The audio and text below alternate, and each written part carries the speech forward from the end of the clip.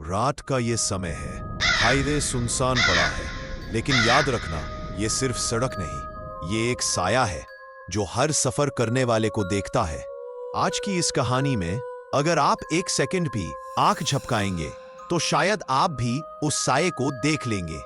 तो हिम्मत है तो कहानी पूरी सुनना, वरना आधी कहानी सुनकर मत भागना, क्योंकि जो यहां रुकता है वो कभी वापस नहीं जाता।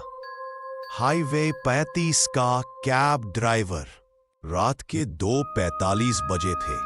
ऑफिस से ओवरटाइम के बाद रिया ने कैब बुक की। गूगल मैप पर देखा, आपका ड्राइवर अरुण 2 मिनट में पहुंचने वाला है।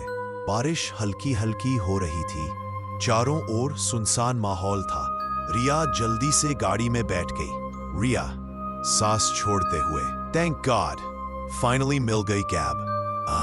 खैर, जी मैडम, हाईवे 47 से जाना पड़ेगा, वही सबसे शॉर्टकट है। रिया ने सिर हिलाया। गाड़ी आगे बढ़ने लगी। करीब 10 मिनट बाद ड्राइवर बार बार रियर व्यू मिरर देख रहा था। रिया थोड़ा परेशान होकर, आप बार बार पीछे क्यों देख रहे हैं? वहां तो कोई नहीं है। ड्राइवर ने ठंडी सांस भरी और बोला, आपको यकीन है कि कोई नहीं है?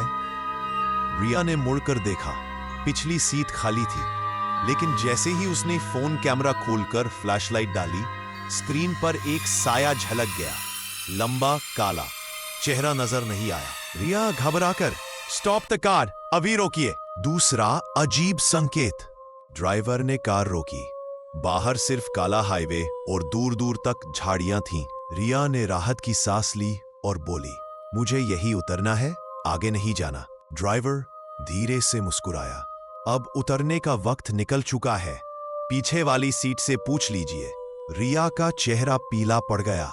उसने मुड़कर देखा, सीट पर गीले पैरों के निशान थे, जैसे कोई अभी अभी वहां बैठा हो। रिया ने कांपते हाथों से मोबाइल निकाला। स्क्रीन अपने आप जल उठी। उस पर मैसेज था, don't leave the car, he is watching. Riya धीरे से बुदबुदाते हुए, 10, 12। वो कौन? ड्राइवर ने रियर मिरर से उसकी आंखों में देखा। उसकी पुतलियां पूरी तरह काली हो चुकी थीं। ड्राइवर भारी आवाज में, वो जो मेरे साथ 5 साल पहले इसी सड़क पर मरा था। रिया ने गाड़ी का दरवाजा खोलकर भागने की कोशिश की, लेकिन बाहर सड़क पर अंधेरा इतना गाढ़ा था कि हेडलाइट के अलावा कुछ भी दिखाई नहीं दे रहा था। अचानक उसके सामने एक टूटी फूटी कैब खड़ी थी। उसके बोनट पर खून के दाग थे। गाड़ी के अंदर झांक कर देखा, वही ड्राइवर टूटी गर्दन के साथ मृत अवस्था में बैठा था। पीछे की सीट पर किसी लड़की का मोबाइल पड़ा था। स्क्रीन पर लिखा था, रिया अब तुम्हारी बारी है।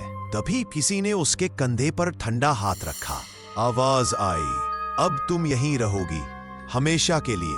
अंत अगली सुबह लोग हाईवे पर टूटी हुई कैब देखते हैं, लेकिन न ड्राइवर मिलता है न यात्री। केवल सीट पर गीले पैरों के निशान और एक मोबाइल पड़ा होता है, जिसकी स्क्रीन पर बार बार एक ही लाइन चमकती है, डोंट लीव द कार। तो दोस्तों, ये थी हाईवे 47 की कहानी। कहते हैं आज भी रात के 3 बजे उस रास्ते पर वो कैब दिखाई देती है, पर उसमें बैठने वाला कभी घर नहीं पहुंचता। अगर आपको ये कहानी डरावनी लगी हो तो लाइक करना मत भूलना और कमेंट में जरूर बताना, क्या आप कभी रात में अकेले हाईवे पर सफर कर पाएंगे? और हाँ, अगली कहानी की सच्चाई जानने के लिए चैनल को सब्सक्राइब करना जरूरी है, क्योंकि अगली बार शायद वो साया आपके पास आकर खड़ा हो जाए।